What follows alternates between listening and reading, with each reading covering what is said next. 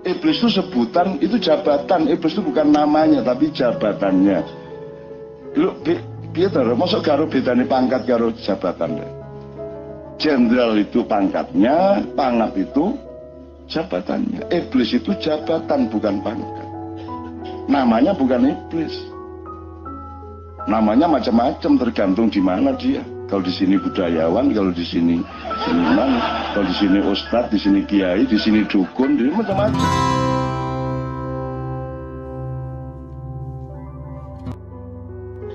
Jadi ini saya ngelihat yang disebut evolusi ini, Ustaz. Kan manusia itu sebenarnya sama Tuhan tidak kok Nabi Adam dibikin nyuruh malaikat Israel untuk ambil tanah di Mojokerto gitu, golek lempung gitu, terus digawe tapel. Tapel itu artinya jasad manusia baru disebul sama Allah. Itu kan nggak terus dibawain Quran lah, enggak ya toh? Udah pokoknya diciptakan gitu aja, terus udah disuruh diciptakannya juga Anda dijebak sama informasi Allah dan Anda nggak mau mikir. Kan Allah mengatakan ini jailun fil ardi khalifah, aku menciptakan khalifah di bumi, tapi ternyata ditaruh di surga. Kan gitu kan. Terus baru dibilang wala taqrabu hadhihi syajarah, jangan deketin pohon itu. Buah itu adalah buah haram sekali. Tadi katanya di bumi. Kok saiki di surga? Itu tidak ada yang nanya lu sampai sekarang. Tapi kan ngomongnya di bumi sampean. Ini gimana perdanya ini kan gitu. Ternyata di surga, terus nanti ada pohon yang dilarang dia mendekati dan seterusnya, kemudian digoda oleh iblis, dan iblis itu Adam tidak akan tergoda oleh iblis di Ahsani Taqwim, tidak akan tergoda. Cuma dia belum pernah ada pementasan teater di surga. Maka iblis ini datang dengan kostum Jibril. Jadi iblis datang dengan pakaian malaikat, dengan wajah malaikat, karena dia lebih senior daripada malaikat Jibril. Maka Adam menganggap itu malaikat, maka dia taat kepada sarannya si iblis.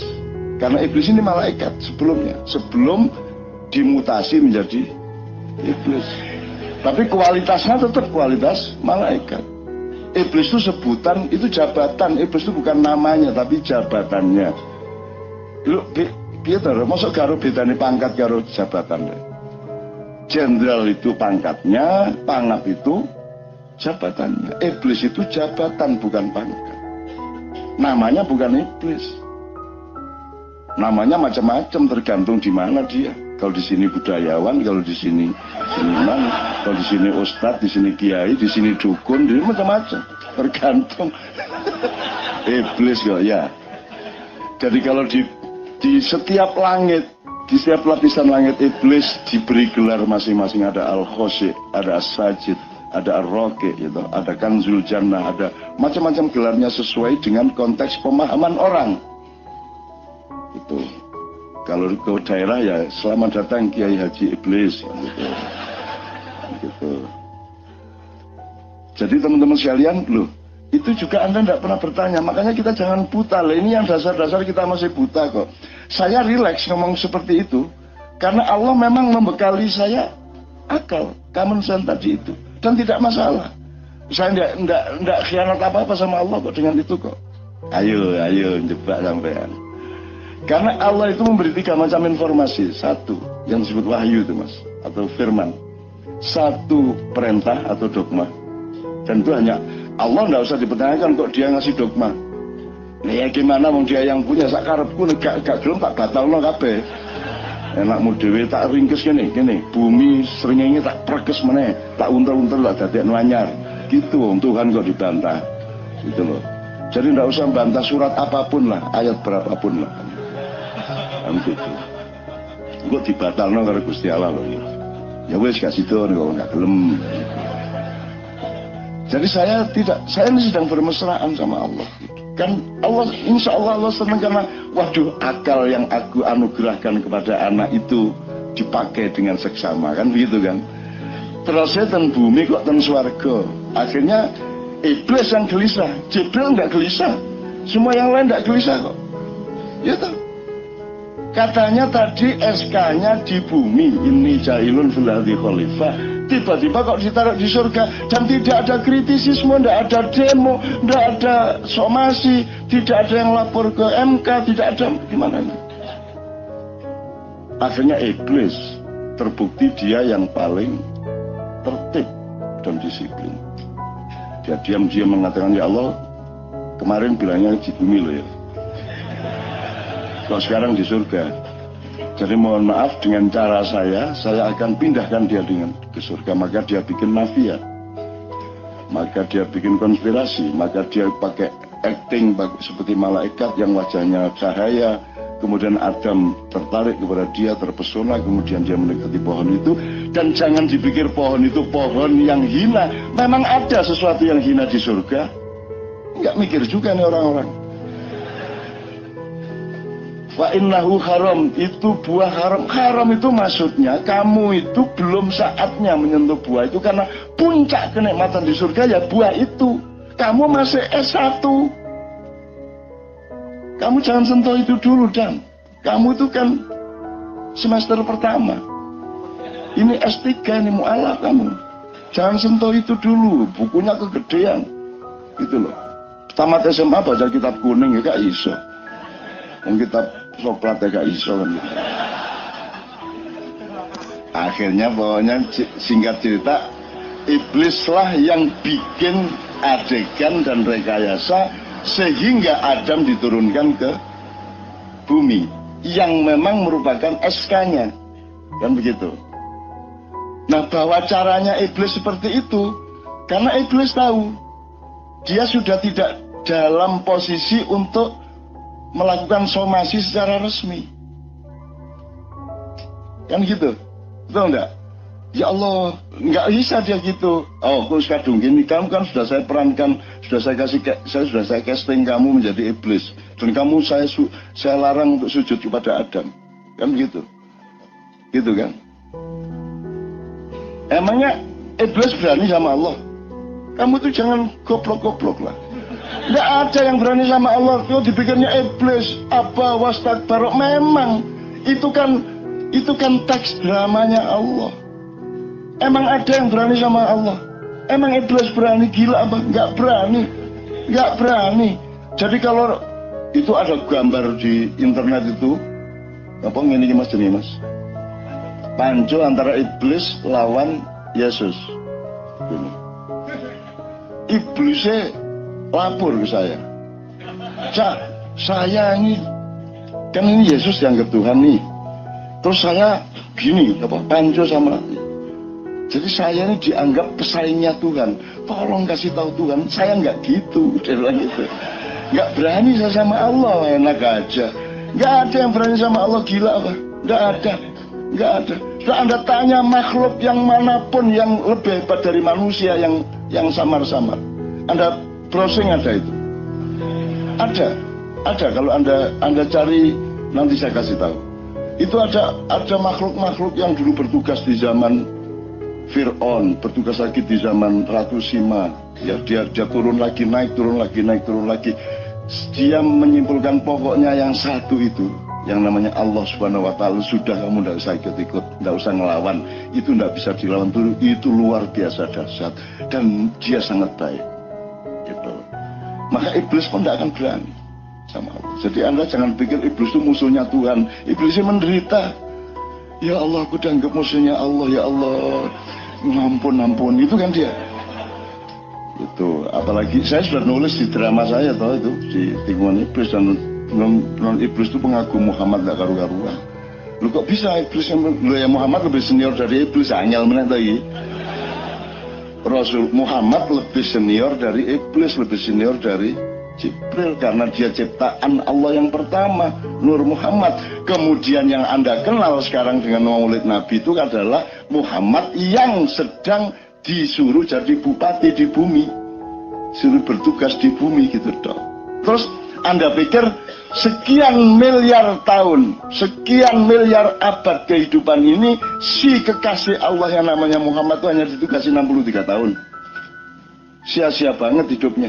Enggak, dia sedang tugas di berbagai macam tempat yang lain. Dan tidak usah bantah.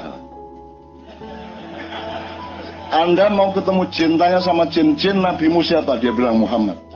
Apakah Muhammad yang di Mekah itu? Iya, dia bilang gitu. Cuman ketika di tempat saya bukan yang di Mekah itu. Ngerti maksudnya? Loh, makanya jangan terlalu buta. Kemungkinan dalam hidup itu mengalir, mas, getaran itu. Hidup tuh getaran. Getaran. Makanya surga selalu menyebut sungai itu karena aliran. Kita nanti menguasai aliran, pengen ini jadi, pengen ini jadi, pengen ini jadi. Pokoknya kita menguasai aliran. Aliran itu ya bisa aliran air, aliran listrik, aliran apa saja. Semua yang sifatnya berjalan dan dinamis itu namanya aliran. Dan kita menguasai sungai di surga itu karena Allah mengatakan mintah tial anhar. Kita di atas surga, kita memerintah sungai-sungai itu. Yang penting pada sungai bukan tanah yang berlubang, bukan airnya, tetapi alirannya. Nah, aliran ini yang engkau harus bawa kemana-mana. Kamu kesini untuk mengalir dan terus alirkan sampai bulan depan. Jangan berhenti di tengah jalan. Terus hidup itu mengalir. Makanya kan visa'anin tadi ya Ustaz. Terakhir sebelum habis ya, saya terakhir. Jadi mengalir itu gini. Saya coba Anda ke Pulau Seribu. Ketika Anda naik perahu, tolong ambilkan ombak. Bisa nggak Anda? Yang bisa Anda ambil? Nah, Anda jangan terpukau sama air, karena yang ada pada air itu yang terpenting adalah ombaknya, getarannya, gelombangnya. Kan begitu. Jadi jangan percaya sama warna dan lukisannya dadang, karena yang penting adalah apa yang mengalir dan bergetar padanya. Manusia itu dengan dirinya sudah cukup untuk bikin baik, untuk bikin peradaban yang mulia sudah cukup. Dengan dirinya dok. Tidak usah Quran, tidak usah Injil, tidak usah apa-apa. Tidak usah sekolah, tidak. Asal kamu jadi manusia, aktif dan mengalir kemanusiaanmu, maka akan tercipta baldatun thayyibatun wa rabbun ghafur. Ini beneran. Tapi kan manusia pemalas. Dia layak kilun, dia tidak maksimal menggunakan akalnya, hatinya juga selingkuh, hatinya tidak jujur dan seterusnya. Akhirnya terjadi keterpecahan dan keterkepingan kemanusiaan pada dirinya, sehingga kemudian pada generasi kedua setelah Adam sudah terjadi pembunuhan. Anda bisa semenderita-menderita Anda tidak pernah punya anak yang membunuh adiknya tuh, kakaknya tuh. Jadi bagaimana Anda merasa menderita itu? Adam manusia pertama baru percobaan itu sudah harus mengalami anaknya dibunuh oleh anaknya. Semenderita-menderitamu kan paling bayar kredit telat kan gitu. Kan begitu toh? Kan tidak, kalaupun sekarang terbunuh mas, tidak seperti Qabil dan Habil kok kasusnya. Paling karena ada mafia besar, yang satu ini debt collector kelas 1, terus gangguin ini, dibenci sama ini, disukai ini, akhirnya terjadi pertengkaran, akhirnya kasih pelajaran tuh si debt collector itu. Diracun aja tuh anaknya, upamanya gitu ya, upamanya, dan seterusnya. Ini saya nggak ngomong siapa-siapa loh ya. Kan tidak ada relevansinya toh, kecuali di dalam pikiran Anda sendiri Anda rangkai, itu tidak ada masalah. Tapi secara hukum saya tidak pernah ada sambungan-sambungan seperti itu. Iya. Anda tidak pernah mengalami seperti itu. Nah, Nabi Adam itu sudah cukup dengan dirinya tanpa pernah sekolah, tanpa pernah membaca. Yang disebut wa'allama Adam al-asma'a kullaha tsumma 'aradahum 'alal malaika di Quran, di terjemahan disebut dan Allah mengajarkan nama-nama benda atau nama benda-benda. Saya tidak menyalahkan, tapi saya kurang akurat pada pemahaman saya. Sekarang saya tanya, kata apa yang sekarang masih kita warisi dari Allah yang diajarkan kepada Adam? Kalau itu nama-nama benda, apa batu itu hajar misalnya bahasa Arab atau apa? Yang mana? Kata yang mana yang diajarkan oleh Allah kepada Adam yang pasti untuk diwariskan toh Ustaz. Untuk apa Adam diajari? Terus Adam diajari tidak untuk siapa-siapa yang lain, terus ngomong karo sopo. Masa Adam diajari untuk dirinya sendiri? Itu fakta pertama. Fakta yang kedua, katakan lahir dari kesepakatan sosial. Itu dehem kan gitu kan. Karena rasonya itu kan, kata dehem itu kan sesuai dengan bunyinya. Dehem kan itu kan. Kalau di Jombang ada jajan namanya tak-tak kriak. Enggak tuh kono tak-tak kriak pada gitu. Maksudnya tadi, jadi ada kacang dibungkus apa? Tepung digoreng keras. Kalau makan tuh tak kriak gitu. Nah, itu terus disebut tak-tak kriak. Itu kesepakatan. Di sebelah desa saya ada namanya Desa Swideng. Itu karena ada bom Belanda waktu perang Swideng. Loh ya apa?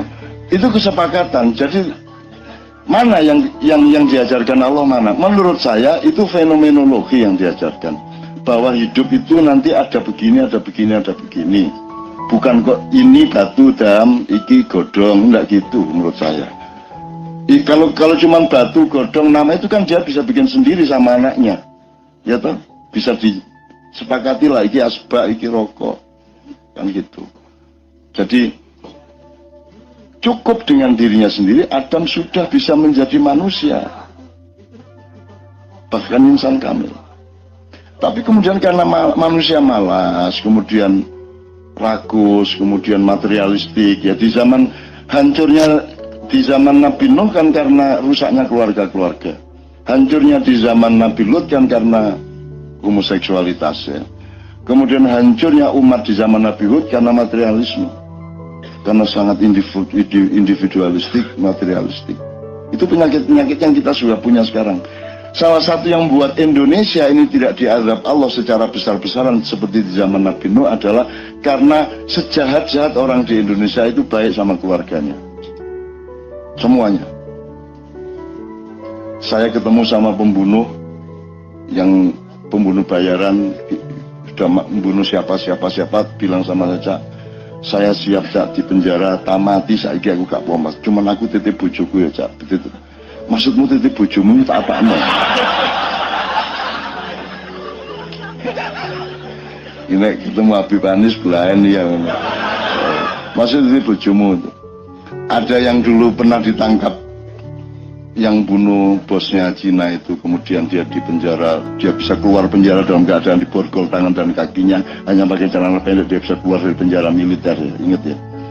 Itu dia sekarang di salah satu lapas di Sidoarjo dan dia bilang sama Kalapas, Pak, sampean kan tahu saya ini berasal dari satuan yang tidak kalah sama Kopassus.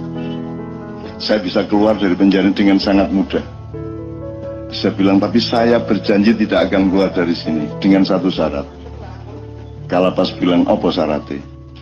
Tolong saya dipertemukan sama Cak Nun. Udah, akhirnya Kalapas nyari saya datang ke penjara itu. Dan dia ikhlas di penjara seumur hidup. Asal saya menyaksikan bahwa dia bukan yang paling bersalah dalam kasus itu.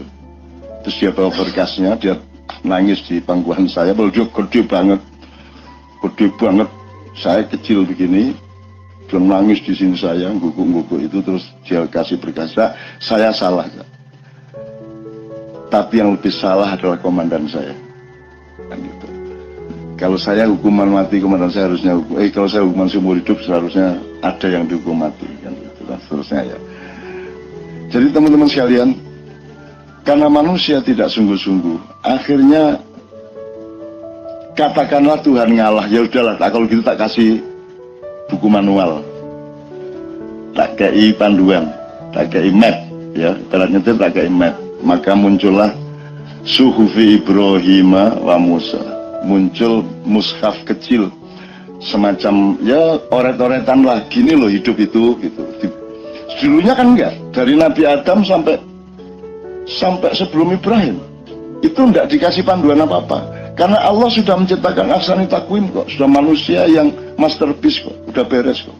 Tapi karena manusia tidak menggunakan akalnya dengan maksimal, ya, maka akhirnya Allah kasih panduan.